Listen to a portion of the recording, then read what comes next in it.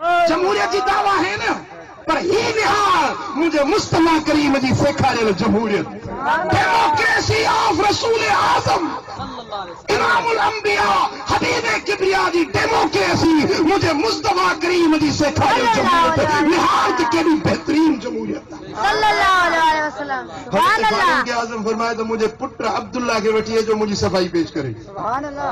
सुभान अल्लाह। उमर हाजिर थियो, साईं फरमाए तो तू जवाब दे कि ॻाल्हि इहा आहे त कपिड़ो जेको तक़सीम थियो सभिनी खे मिलियो, बाबा साईं उमर बि ओतिरो ई कपिड़ो खयो, पर बाबा साईं जिस्म में लही विया, इन जे करे उन हिकिड़े कपिड़े मंझां संदन कुर्तो न ठहियो, मूं पंहिंजे हिसे जो कुर्तो बाबा साईं खे ॾिनो आहे, ॿिनि खे मिलाए पोइ संदन कुर्तो ठहियो आहे, तंहिंजे करे संदन कुर्तो वॾो। अहिड़ा बि दामन चरी चीज़ हाणे भली तकरीर कराइण तोखे मोकिल। अरे अहिड़ी जमहूरियत कंहिं दुनिया में ॾेखारियो, अहिड़ी का जमहूरियत दुनिया में हुजे जेका मुंहिंजे दिल पर नबी जे ग़ुलामनि जमहूरियत हुकूमत हलाए ॾेखारी। हिकिड़ी औरत आहे, हबशिर औरत आहे, उमिर रसीदा औरत आहे, हुजूर अलैहिस्सलातु वस्सलाम जन उनखे मदीना मुनव्वरा जी मंडी ते मुक़रर कयो आहे, मंडी जिते सब्जियूं ईंदियूं आहिनि।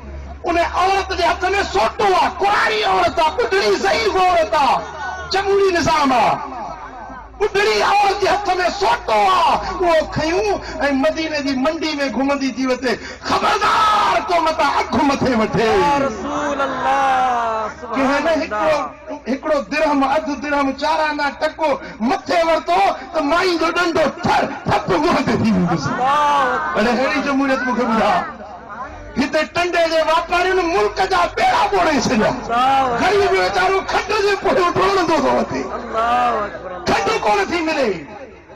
पर मुंहिंजे दिल पर नबी जे ग़ुलामनि जी जमहूरियत निहार, वअल्लमक मा लम तकुन तअलम, मुंहिंजा महबूब तोखे उहो इल्मु सेखारियो, मुस्तफा इल्मु वरी पंहिंजे ग़ुलामनि खे सेखारियो। कहिड़ो इल्मु सेखारी? जंहिं फील्ड में ॾिसंदे,